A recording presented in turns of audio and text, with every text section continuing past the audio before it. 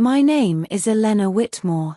I'm 38 years old, founder of a multi-million-dollar tech company in Boston, and according to every business magazine that has ever profiled me, I am disciplined, visionary, and strategic.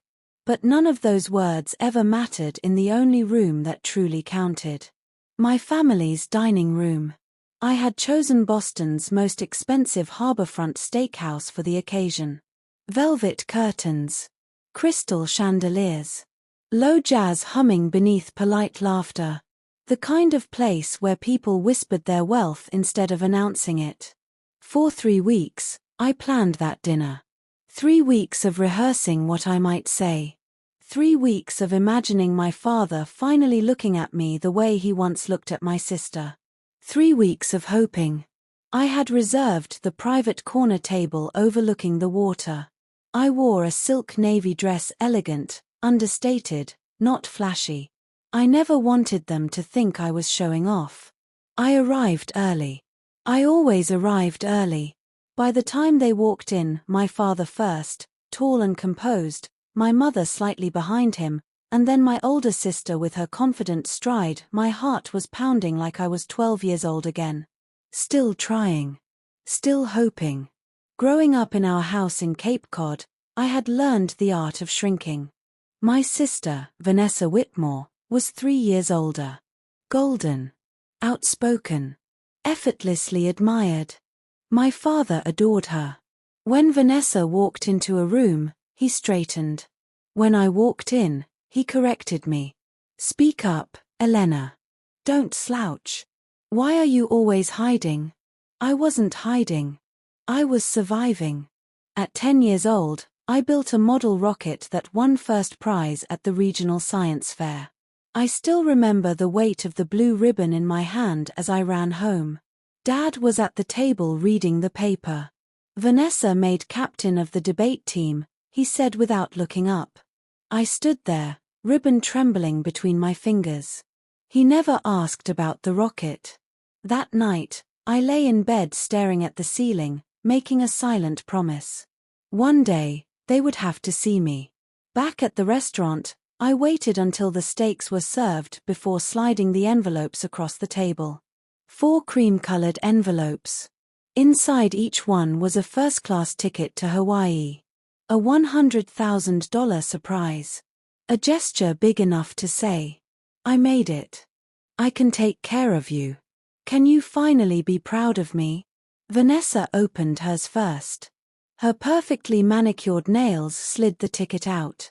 She read it. Her lips curled. Then she laughed. Not surprised. Not grateful. Amused.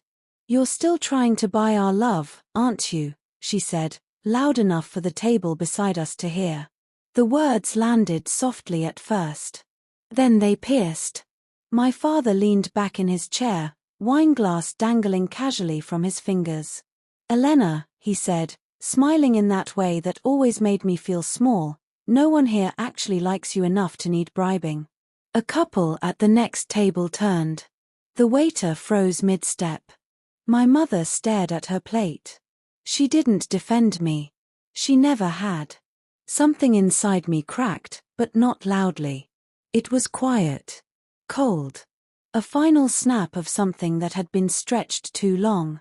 For a second, I almost apologized. That's what I always did. But instead, I inhaled slowly. Smiled. Understood, I said. 2 syllables. I stood. My chair scraped sharply against the floor. No one tried to stop me. Their laughter followed me through the restaurant doors and into the cool harbor air. Outside, the wind from the Atlantic hit my face. My phone buzzed. Vanessa. Good luck buying respect. I stared at the message. Then something unfamiliar rose in my chest. Not sadness. Not shame. Resolve. They thought I was still that quiet girl waiting for approval. They had no idea I had already outgrown them. And that night, standing alone beneath the harbor lights of Boston, I made a decision. I would never beg to be loved again. The next morning, I called my attorney. Sell the Cape House, I said calmly. The house in Cape Cod had been left solely to me by my grandfather, the only person who ever told me I was brilliant. By noon, a developer had made a full cash offer. By sunset, the papers were signed. Locks changed. Deal sealed. I didn't warn them. Why should I? 3 days later, my father called. His voice was shaking with fury. "You selfish little girl. That house was family legacy." I let him shout. I didn't defend myself. I didn't argue. When he paused for breath, I hung up. Vanessa texted next. "You've betrayed us." I deleted it. For the first time in my life, their anger didn't make me feel guilty. It made me feel free. But freedom comes with consequences. And mine were just beginning. The silence after I sold the house was louder than the shouting. For 3 days, no one called. No guilt. No accusations. No passive-aggressive texts from Vanessa. Just quiet. It should have felt peaceful. Instead, it felt like the pause before a storm. I spent those days in my condo overlooking the skyline of Boston. Floor-to-ceiling windows. Steel and glass. The kind of place magazines described as minimalist luxury. But inside, I felt stripped bare. I'd built my tech company from scratch at 23. Sold my first major app for $8 million. Built 2 more platforms after that. Spoke at industry conferences. Sat on advisory boards. Strangers admired me. Investors respected me. But my own father still saw me as the shy inconvenience at the dinner table. It would have been easier if they'd hated me outright. Instead, they tolerated me. Dismissed me. Minimized me. And I kept trying anyway. Eric came over on the 4th night. Eric Lawson, software architect, quiet thinker, steady presence. We'd met at a developer summit 2 years earlier. He was the only person who ever listened to me without waiting to correct me. He found me standing at the window, staring down at the city lights. "You look like you're calculating something dangerous," he said softly. I gave a half smile. "Maybe I am." We sat at my dining table, sleek oak, custom built, and I told him everything about the dinner. Every word. Every laugh. He didn't interrupt. He didn't say they didn't mean it. He didn't defend them. When I finished, he leaned back slowly. "You've been financially supporting them for years, haven't you?" I looked down at my hands. Yes. There was a family trust. I had funded it entirely. Emergency funds for my parents. Education savings for Vanessa's children. Medical coverage. Mortgage supplements when they needed help. I told myself it was generosity. Maybe it was desperation. Eric's jaw tightened. "Have you checked the account recently?" I blinked. "Vanessa manages it." He raised an eyebrow. "That's what worries me." The next morning, we sat in his apartment in Cambridge. His laptop glowed against the dim light of early winter. Snow drifted lazily outside the window. He had connections. Audit access. Technical expertise. He began pulling transaction records. At first, nothing unusual. Then, a transfer. $120,000. Another. $75,000. My stomach tightened. "Wait," I whispered. More scrolling. A lump formed in my throat. There it was. $500,000. Transferred into a startup account. Vanessa's startup. An influencer marketing app she'd bragged about 6 months ago. I remembered her dismissive tone when she described it. "You wouldn't get it, Elena. It's more creative than coding spreadsheets." The app had crashed within months. I thought she'd found investors. She had. Me. I stared at the screen. She didn't ask. Eric's voice was steady but firm. "She thought you'd never look." My chest felt hollow. Not shocked. Just, confirmed. More digging. Luxury retail payments. A leased BMW. Designer purchases. A Nantucket rental. All traced back to trust funds. Not one authorization request sent to me. Not one conversation. I had been an ATM with a heartbeat. I stood abruptly. Walked to the kitchen. Pressed my palms against the marble counter. I felt something shifting inside me. Not rage. Not heartbreak. Clarity. All my life, I believed I was fighting to earn their respect. But they never saw me as equal. They saw me as resource. Vanessa hadn't envied me. She'd exploited me. Eric approached quietly. "You have options," he said. "I know." And I turned to face him. "I'm done." 2 words. But they felt like oxygen. That afternoon, I called my attorney. "Transfer the remaining trust balance," I instructed. "All of it." "Where to?" she asked. I didn't hesitate. A state-certified foundation for foster youth education in Massachusetts. There was a pause. "That's a significant amount." "I'm aware. If my money was going to build futures, it wouldn't be for people who mocked me. It would be for children who needed a chance." Within a week, the paperwork was finalized. Every legal dollar moved. Clean. Untouchable. Vanessa would discover the empty account soon enough. She did. Her call came at 11:42 p.m. "Elena, what did you do?" Her voice wasn't confident now. It was frantic. "I closed the trust." "You can't do that. That money wasn't just yours. It was entirely mine," I replied calmly. Silence. Then anger. "You're punishing us over one stupid dinner?" I laughed softly. It startled even me. "This isn't about dinner. It's about respect." "You don't get to talk about respect," she snapped. "You've always been jealous." There it was. The narrative she'd carried for decades. I was the bitter younger sister. The insecure one. The overachiever trying to compensate. "No," I said quietly. "I was hopeful. That was my mistake." She hung up. The fallout was swift. Within 2 weeks, word leaked that her startup had collapsed under questionable funding structures. An internal review began at her firm. Whispers. Rumors. Audits. I didn't start the investigation. But I didn't shield her either. For years, I'd protected her from consequences. Now I stepped aside. My father called next. His voice was sharp with fury. "You're destroying this family." I leaned back in my chair. "No," I replied calmly.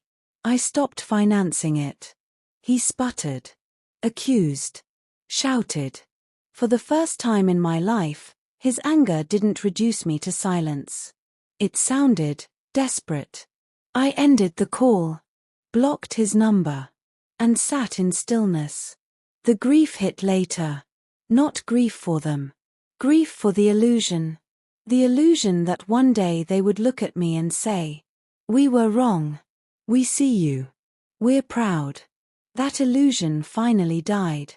And strangely, I felt lighter. That night, I found myself rereading old childhood journals. Entries about science fairs. Coding competitions. Late nights teaching myself programming on a cracked desktop computer in our basement in Cape Cod. I had always been building. Even when no one noticed. Even when no one clapped. Maybe that was the point. Eric sat beside me on the couch. "You okay?" he asked gently.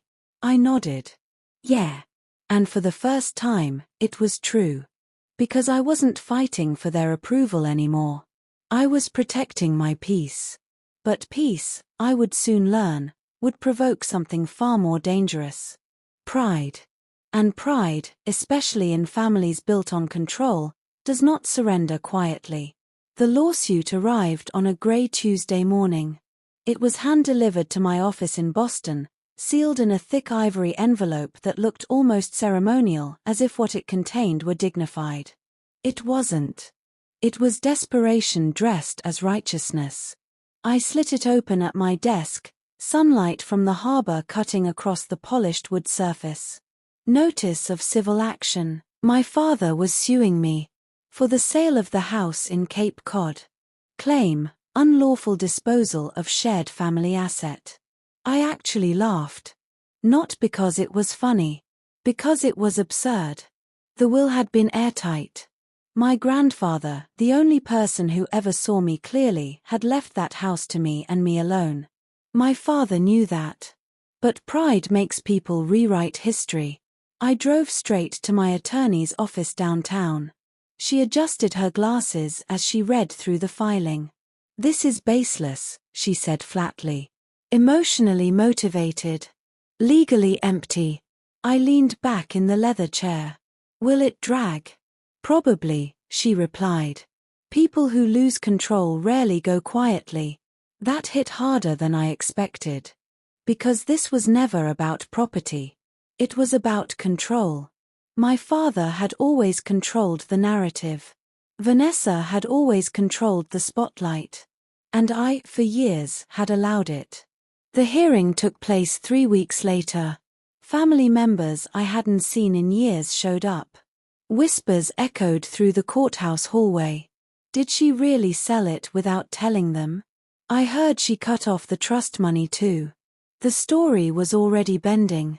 Inside the courtroom, my father didn't look at me. He stared straight ahead, jaw clenched. Vanessa sat behind him, perfectly styled, face composed, but her eyes flickered when I entered. For a second, I saw something there. Not anger. Fear. The judge reviewed the will. Asked a few procedural questions.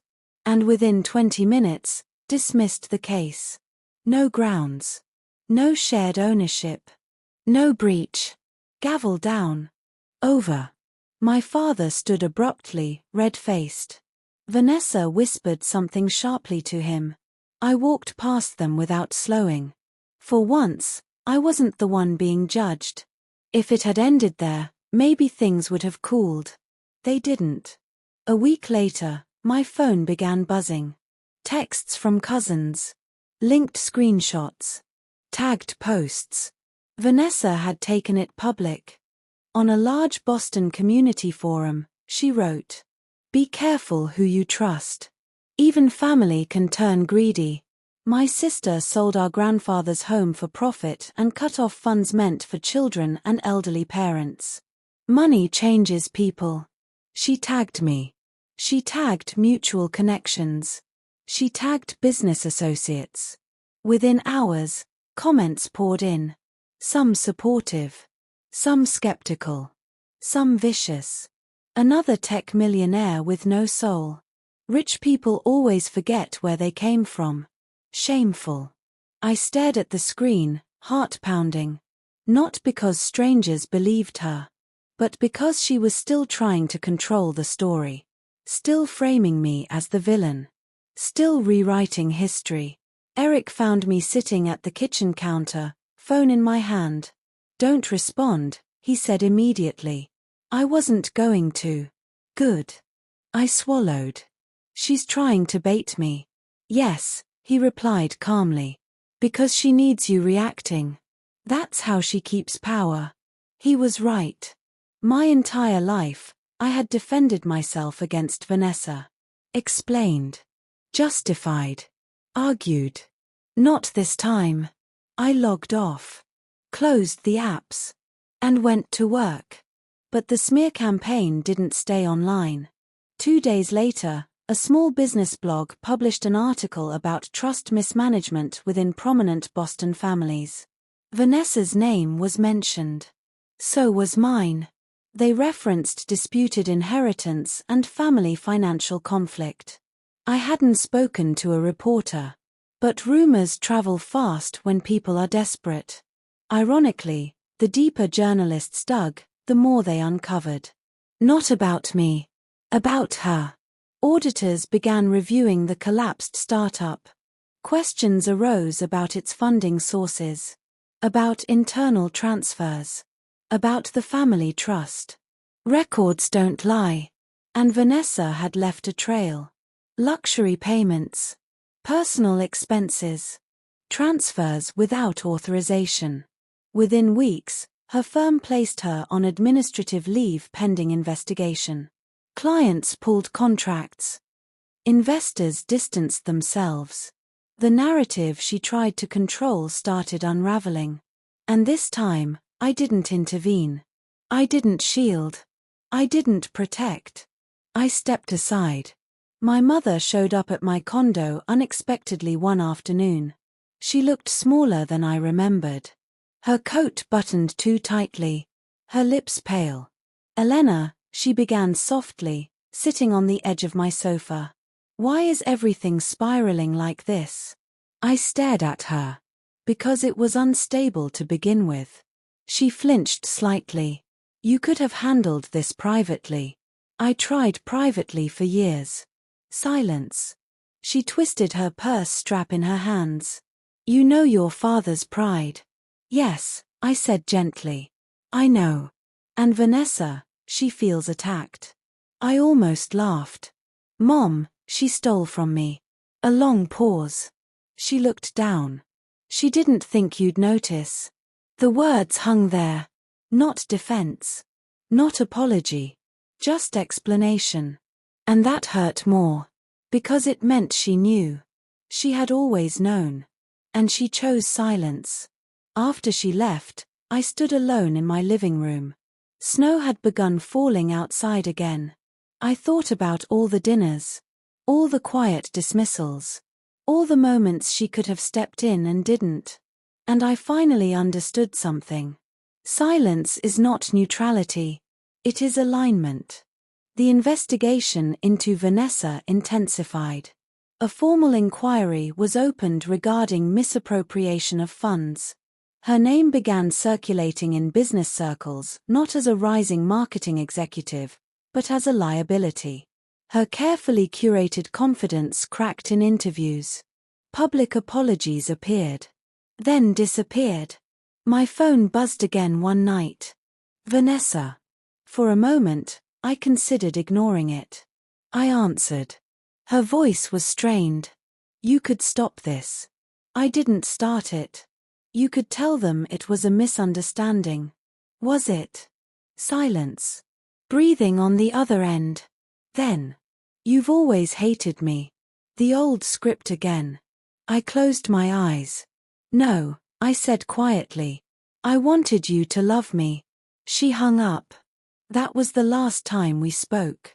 Not because I blocked her, but because there was nothing left to say. For the first time in my life, I wasn't fighting. I wasn't defending. I wasn't begging. I was simply standing. And that, more than anything, threatened them. Winter arrived harsh and unforgiving in Boston that year. The harbor froze at the edges. Wind scraped against the glass of my condo like something trying to get in. Inside, everything was quiet. Outside, everything was unraveling. Vanessa's formal charge came in January. Misuse of fiduciary funds. Improper transfers. Personal enrichment through restricted accounts. The numbers were no longer whispers. They were printed in black and white. $500,000 documented. More under review.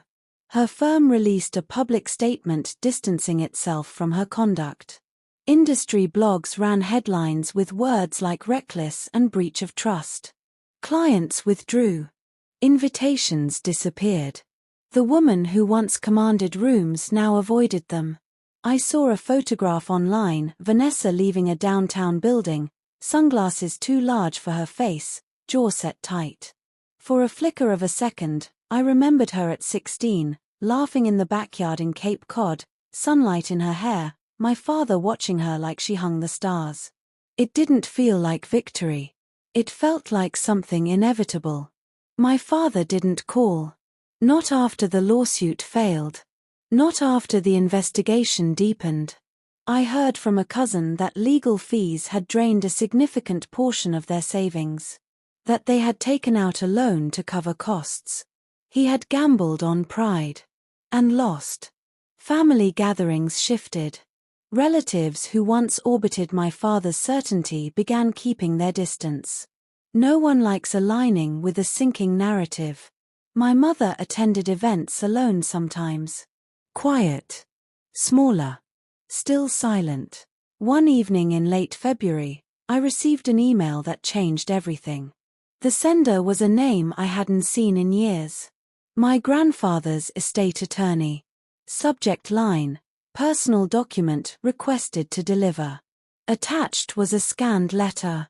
Handwritten. Dated 2 weeks before my grandfather's death. My hands trembled as I opened it. Elena. If you're reading this, it means I no longer have the chance to say these things in person. You have always carried a fire. Not loud like Vanessa's. Not polished like your father's pride. Yours is quieter. Steadier. It builds. I have watched you your entire life. You think no one saw. I did. You are not too shy. You are thoughtful. You are not invisible. You are observant. You are not less. You are different. And different frightens people who need sameness to feel secure. Do not spend your life trying to earn applause from those who measure worth incorrectly. Live by your values. Build what matters. And when the time comes, choose yourself. Proud of you always. Grandpa William. The room blurred. Snow fell heavily outside my window in Boston, but inside, something thawed. All those years, I thought I had been unseen. I hadn't. He saw me. He understood me. And he left me the house not just as property, but as protection. As acknowledgement. As proof. I cried that night. Not out of grief. Out of release. The illusion that I had been alone in my worth dissolved. I hadn't been invisible. I had simply been inconvenient to people who preferred louder reflections of themselves. Meanwhile, Vanessa's situation worsened. The formal charge progressed into court proceedings. Restitution was demanded. Public credibility evaporated. A news outlet ran a piece connecting her online accusations against me to her financial misconduct. The narrative shifted fully. Not Elena the greedy sister. Vanessa the desperate manipulator. I didn't comment. I didn't celebrate. I didn't retaliate. I focused forward. Therapy became my anchor that winter. Every Wednesday evening in a quiet office in Back Bay, I unpacked decades of quiet shrinking. I built my success hoping they'd finally approve. I admitted one session. And what would approval have given you? My therapist asked gently. Peace. She smiled softly. Peace doesn't come from outside validation. It comes from internal permission. That sentence settled deep. I had been waiting for someone to grant me worth. Instead of claiming it. One snowy evening, Eric asked me to meet him at a small candlelit cafe in the North End. String lights glowed in the windows. Snowflakes danced in slow spirals outside. He seemed nervous. Uncharacteristically so. We talked about mundane things at first, software updates, a new investor call, but his hand kept brushing his pocket. Finally, he exhaled. Elena, he said quietly, you spent your life proving yourself to people who never looked up. He reached into his coat. But I've never had to look hard to see you. A small velvet box slid across the table. My breath caught. I don't love your success, he continued. I love your steadiness. Your depth. Your integrity. You are home to me. He opened the box. A simple diamond ring. Will you marry me? For the first time in my life, I wasn't fighting tears born from hurt. These were born from recognition. Yes, I whispered. And when he slid the ring onto my finger, applause broke out from nearby tables. Strangers smiling. Witnessing. celebrating. It was a stark contrast to the cold laughter from that dinner months before. And suddenly, I understood something profound. Love doesn't need convincing. It recognizes. Vanessa's court ruling came shortly after. She was ordered to repay what she could. Her reputation in Boston's business community was fractured beyond repair. My father withdrew further from public gatherings. My mother retreated into her silence. And I felt strangely whole. Not because they fell, but because I stopped chasing. I took my grandfather's letter and framed it. Placed it in my office. Not as a reminder of loss, but as a compass. Choose yourself. Live by your values. Build what matters. By spring, I had launched a foundation in his name. The William Whitmore Fund. Dedicated to supporting young women in tech, especially those overlooked. Especially those quiet ones building in corners. The first grant went to a 19-year-old coder from a foster background. When she presented her prototype at our inaugural event in Boston, her hands shook the way mine once did. Afterward, she hugged me. "Thank you for seeing me," she said. And I realized something beautiful. I had become what I once needed. Consequences had come. Reputations had shifted. But the real transformation wasn't theirs. It was mine. Because for the first time in 38 years, I wasn't trying to earn love. I was living aligned with myself. And that changed everything. By the time the lawsuit papers were filed in Boston, the headlines had already started circling like vultures. Tech CEO sued by her own family. It spread faster than I expected. Investors called. Board members asked quiet questions. Friends suddenly went silent. But I didn't panic. For the first time in my life, I wasn't fighting for approval. I was fighting for truth. The courtroom smelled like polished wood and old paper. I walked in alone. My father and Vanessa were already seated at the plaintiff's table. Their attorney, sharp suit, theatrical confidence, shuffled papers like he was preparing for a performance. Vanessa didn't look at me. My father did. And what I saw in his eyes wasn't hurt. It was calculation. The accusation was simple. They claimed I had manipulated our grandfather during the final months of his life. That I had pressured him into changing the will. That I had isolated him. That I had exploited his declining health. It was almost poetic. Because they had done exactly that to me my entire life. My attorney leaned over. "We have something," he whispered. I raised an eyebrow. He slid a small digital recorder across the table. "Your grandfather kept recordings." My heart stopped. What kind of recordings? Conversations. When the judge allowed the evidence to be played, the courtroom fell silent. Static. Then my grandfather's voice. Strong. Clear. Sharp. "I'm changing the will because Elena is the only one who never treated me like an investment." The air shifted. Vanessa stiffened. My father's jaw tightened. The recording continued. "She visits when no one's watching. She reads to me. She asks about my stories. The others ask about the house." A pause. "If they fight her over this, it will only prove my point." The courtroom was silent in a way that felt sacred. For the first time in my life, someone had defended me. Even from beyond the grave. But that wasn't the only recording. There was another. One they didn't expect. My attorney pressed play again. This time, the voice was my father's. He didn't know he was being recorded. "She doesn't deserve that house," he had said months earlier. "She's always been the weakest one. Too emotional. Too soft." My throat tightened. He kept talking. "Vanessa understands legacy. Elena just wants validation." The judge's expression hardened. Vanessa's face drained of color. The courtroom energy shifted instantly. This was no longer a grieving family dispute. It was exposure. My father had underestimated one thing. My grandfather was not a sentimental old man. He was meticulous. And he had known exactly who his children were. When court adjourned for recess, Vanessa finally spoke to me. "You planned this," she hissed. I looked at her calmly. "No," I said. "I just stopped protecting you." For once, I didn't feel 12 years old. I felt steady.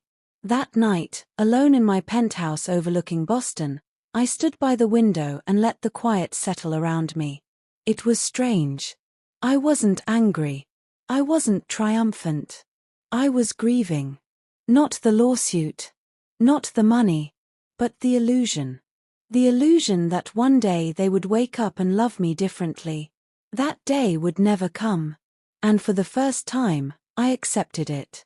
The next morning, the judge delivered an interim ruling. The lawsuit was dismissed pending final review. My father's credibility had been severely damaged by the recordings. Vanessa stormed out of the courthouse. My father didn't. He stayed seated. For a long time. When he finally stood, he looked older. Smaller. For a moment, just one, I saw regret in his eyes. But regret is not apology. And apology is not change.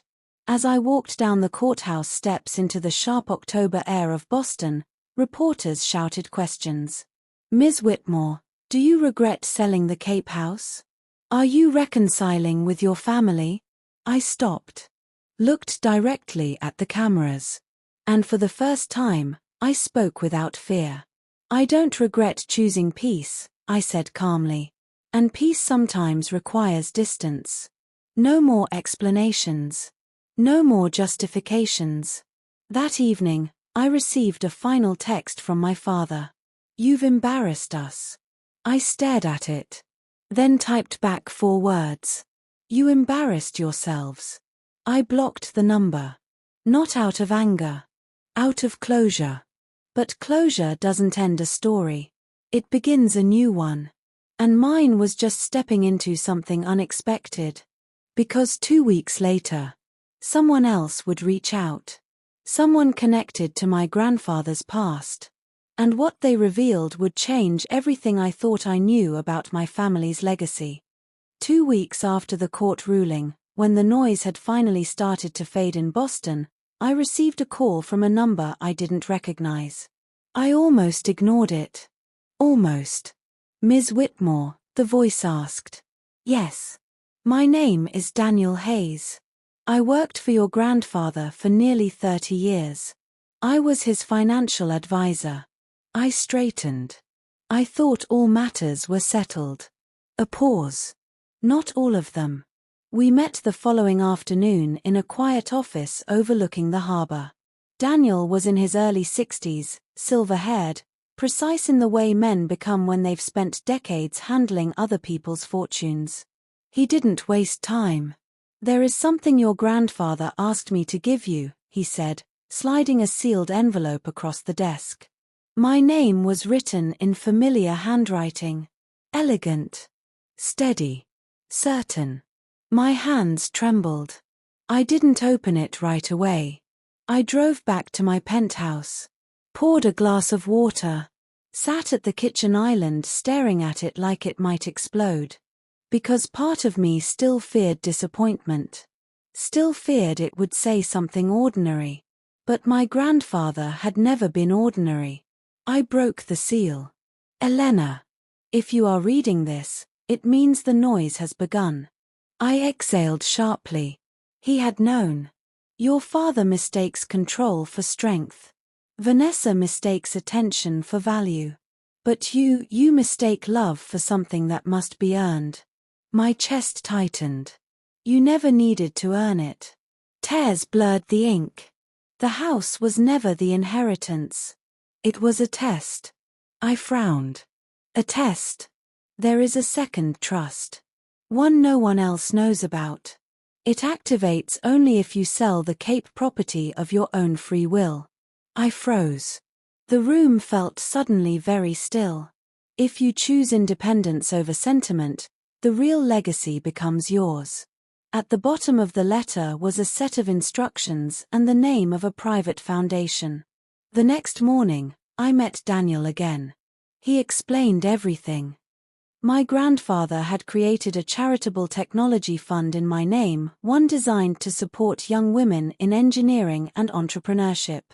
It was worth more than the house. Far more. But it only transferred if I sold the property willingly. If you had kept the house out of guilt or obligation, Daniel said gently, it would have gone elsewhere. I laughed softly. He really knew me. Daniel nodded. He believed you would choose yourself eventually. For years, my family had called me emotional, weak, too sensitive. But my grandfather had seen something different. He had seen strength disguised as gentleness. And he had trusted it. The foundation papers were finalized that afternoon in Boston. I signed them calmly. No audience. No applause. No family. Just purpose. The fund would provide mentorship, capital, and education for women who didn't have someone advocating for them. Women like the girl I used to be. The girl holding a blue science ribbon no one asked about. That evening, I received another message. Vanessa. We know about the foundation. Of course they did. Information always travels. You think this makes you noble? I stared at the text. Then typed. It makes me free. I didn't block her this time. I didn't need to. Her words no longer reached me. A week later, my father appeared outside my office building in downtown Boston. He looked tired. Not furious. Just tired. Elena, he said, clearing his throat, we could have handled this privately. I studied him.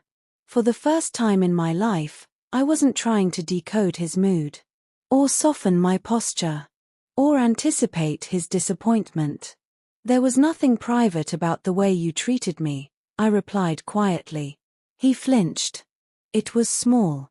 But I saw it. You've made your point, he muttered. No, I said gently. I made my peace. Silence stretched between us. He looked like he wanted to say something more. Maybe an apology. Maybe not. But I didn't wait for it. I hope you find what you're looking for, I said. And I walked away. That night, standing again by the window overlooking Boston, I realized something unexpected. I wasn't angry anymore. I wasn't wounded. I was grateful. Grateful that the rejection had forced me to build something real. Grateful that the lawsuit had revealed truth. Grateful that my grandfather had believed in me long before I believed in myself.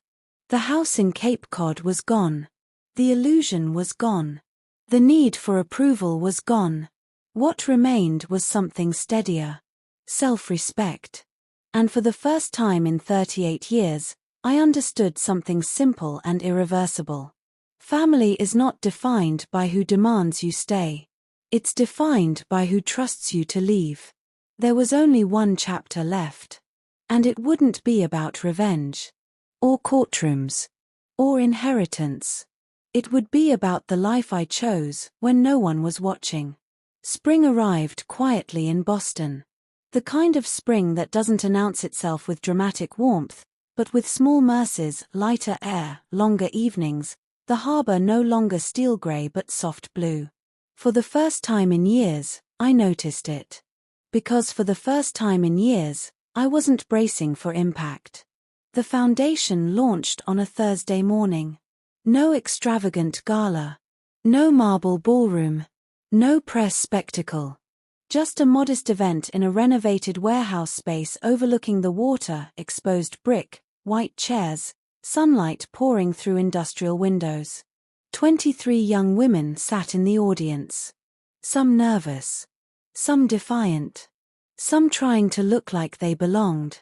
I recognized every expression. I had worn them all once.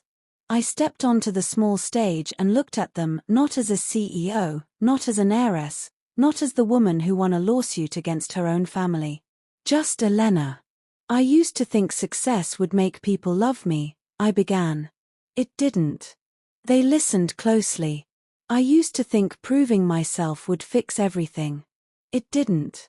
A few of them nodded. What fixed things, I said, was deciding I was already enough. The room was quiet, but not heavy. Open. I told them about the science ribbon. About shrinking in rooms. About confusing silence for weakness. I didn't mention my father by name. I didn't need to. Pain doesn't require specific villains to be understood. After the event, one of the girls approached me. She couldn't have been more than 19. My dad says engineering isn't for women, she said, eyes steady despite the tremor in her voice. I smiled gently. Mine thought sensitivity wasn't strength, I replied. They're both wrong. She laughed. And in that small, simple exchange, something inside me settled completely. This was the legacy. Not the house. Not the money. Not the courtroom victory. Impact. Months passed. The lawsuit was formally closed. The media cycle moved on to fresher scandals. My father never reached out again. Vanessa sent a holiday message, brief, neutral, carefully distant. I responded politely. Not warmly. Not coldly. Just, peacefully. Because distance is not cruelty. It's clarity. One evening, I drove alone to Cape Cod. The old house was gone. In its place stood the skeleton of a modern structure, glass and steel rising where weathered shingles once held childhood echoes. I parked across the road and watched the waves for a long time. I expected grief. Instead, I felt gratitude. That house had held little girl versions of me who tried so hard. But I wasn't her anymore. And I didn't need walls to remember her. I whispered into the wind, "Thank you, Grandpa." The ocean answered the way it always had, steady, indifferent, eternal. Back in Boston, my life became quieter. Not smaller. Just intentional. I hired a new executive team.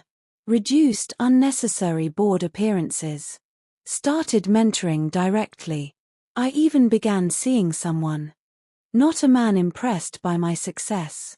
Not someone intimidated by it. Just someone kind. Someone who listened without evaluating. For the first time, love didn't feel like an audition. It felt like rest. On my 39th birthday, I hosted a dinner. Smaller than the harbor restaurant from a year before. Warmer. Real. My team. 2 foundation scholars. Daniel. And the man who now held my hand under the table. No tension. No proving. No waiting for approval. At one point, someone asked how it felt to win against my family. I smiled softly. I didn't win against them, I said. I just stopped losing myself. And that was the truth. Later that night, alone on my balcony overlooking the lights of Boston, I thought about the girl with the blue ribbon. The one who stood in a doorway hoping someone would look up. If I could speak to her now, I would say, "They might never see you. But that doesn't make you invisible. You don't have to beg to be loved. You don't have to perform to belong. And the moment you stop asking for permission, you become unstoppable." I used to believe family was something you earned by pleasing. Now I understand. Family is something you build by choosing. And I chose peace. I chose purpose. I chose myself. And that choice changed everything.